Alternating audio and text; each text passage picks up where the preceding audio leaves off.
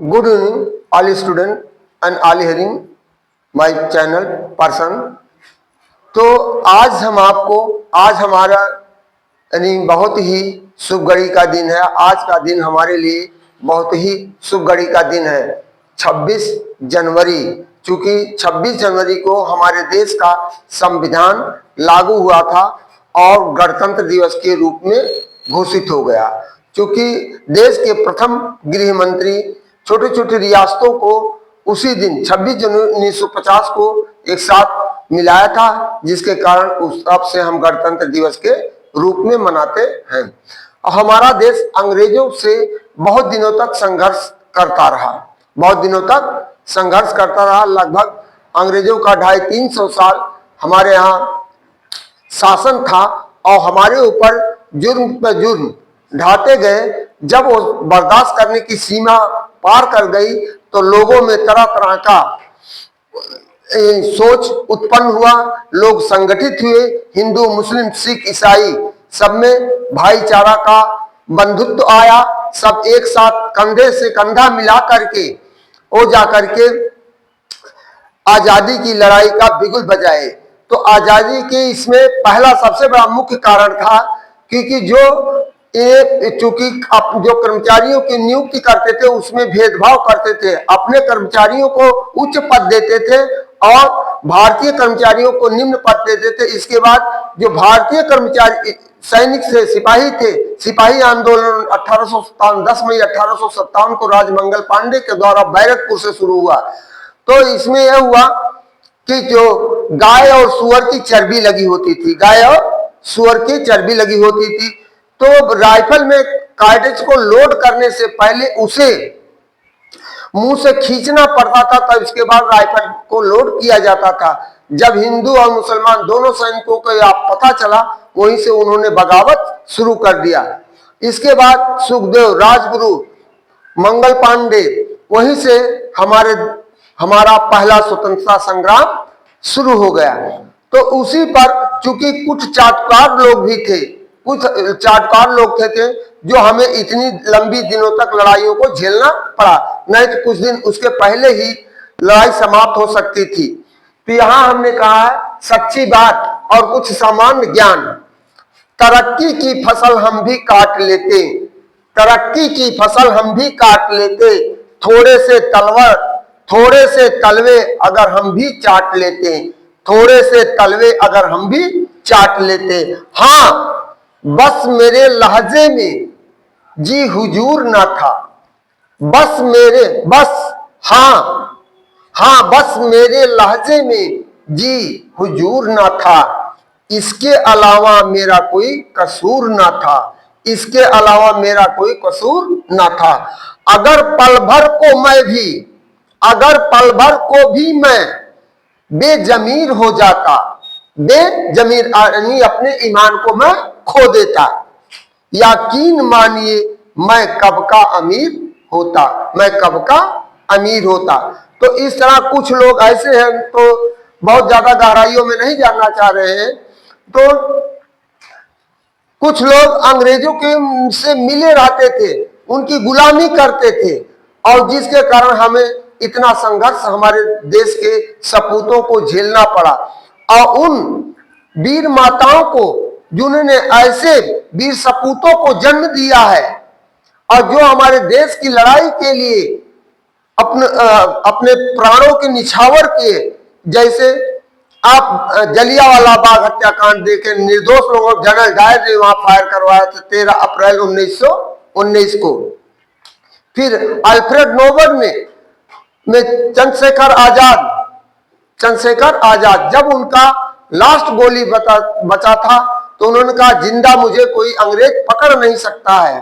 तो वहीं से उन्होंने अपना लास्ट कारतूस अपने मत्थे पे लगा करके और अपने को आत्महत्या कर लिया। तो उन्होंने जिंदा नहीं पकड़ पाए थे। तो इसी तरह अंग्रेज जब मजबूर हो गए, गांधी जी ने सत्य अहिंसा का मार्ग अपनाया था। तो यहाँ दो दल थे, गरम दल और नरम दल। तो गांधी जी नरम दल के थे। सत्य और अहिंसा का इन्होंने सबको पाठ पढ़ाया तो इनका सिद्धांत था अकेला चलो अकेला चलो, अकेले चलो कारवां बढ़ता ही जाएगा। इसी के साथ संघर्ष करते हुए हमारे देश के तमाम अनगिनत शहीद वीर सपूत अमर हुए, जैसे सुभाष चंद्र बोस, चंद्रशेखर आजाद, सरदार भगत सिंह, खान अब्दुल गफ्फार खान, राजमंगल पांडे और वीर अब्दुल हमीद।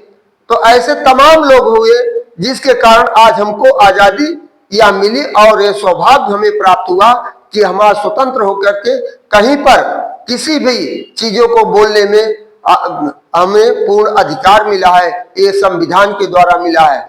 लेकिन कुछ चाटुकारक लोग आज भी राजनीतिक अपने निजी स्वार्थ के लिए आज भी पैदा हो गए हैं।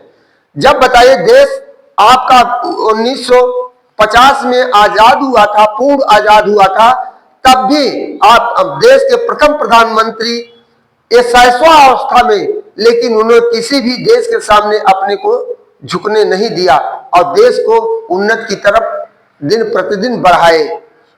55 साल तक लगातार कांग्रेस ने अपने बल पर शासन किया और पूरे विश्व में अपना डंका बजाया।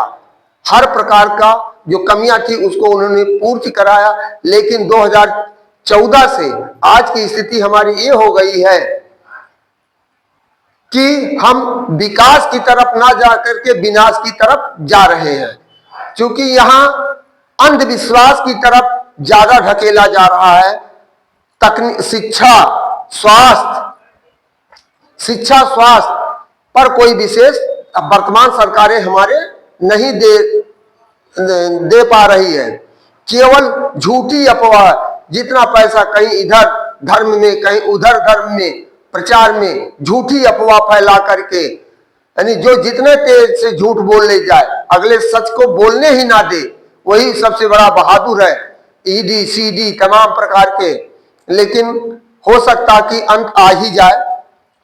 तो जैसे अभी देश के माने जाने पत्रकार रवीश जी ने अपने 27 साल के पत्रकारिता के जीवन में इन्होंने गोदी मीडिया के चक्कर में इन्होंने अपना त्याग पत्र दे करके अपना नया यूट्यूब चैनल चलाया है। तो ऐसे जो गलत चीजों को नहीं बर्दाश्त कर पाएगा, वो हमेशा सत्य को जब चाहता है तो गलत चीजों के साथ छोड़ करके अकेला ही रहना पसंद कर देता है। तो इसी तरह से यदि कोई भी व्यक्ति अपने इरादे पर दृढ़ संकल्पित होगा तो समय कष्ट जरूर हो उसको होगा, लेकिन अंत समय उसका सुखमय होगा। इन्हीं शब्दों के साथ आज का पढ़ाई वाला पीरियड तो आपको नहीं दे पा रहे, कल के वीडियो में आपको मिलेंगे। इसी के साथ तो हम आपको कह रहे हैं, फिर आपको गणतंत्र दिवस पर आप सभी को हार्दिक बधाई एवं अभिनंदन करते हैं। और जीके से संबंधित हमने दिया है, इसरो की स्थापना 15 अगस्त 1969 को हुआ था। 1969 बेंगलोर में हुआ था।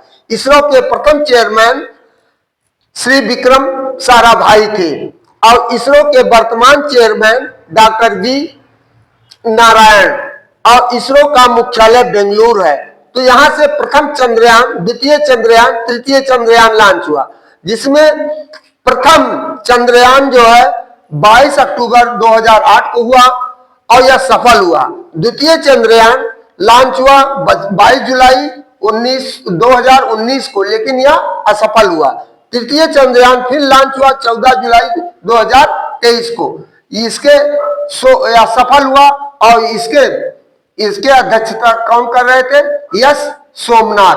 और धन्य मानिए हमारे देश के महान वैज्ञानिक डॉक्टर एपीजे अब्दुल कलाम जी को, जिन्होंने पृथ्वी अग्नि मिसाइल तमाम प्रकार के ऐसे यानी आधुनिक यंत्रों का भारत के लिए मिसाइलों का दिया, जो जिसने विश्व में तहलका मचा दिया। आज उन सब लोगों को मैं सतत नमन करते हुए वीर डॉक्टर एपीजे अब्दुल कलाम, वीर अब्दुल हमीद, डॉक्टर BR अम्बेडकर, सरदार वल्लभ भाई पटेल, पंडित जवाहरलाल नेहरू, सबको मैं श्रद्धा सुमन अर्पित करते हुए इन्हीं शब्दों के साथ मैं अपने वाणी पर विराम देता हूं और वीडियो को ज्यादा से ज्यादा लाइक करिए, चैनल को सब्सक्राइब करिए, जिससे हमारा भी मनोबल बढ़ता रहे और आपको इस तरह की तमाम जानकारियां हम देते रहेंगे। थैंक यू, धन्यवाद।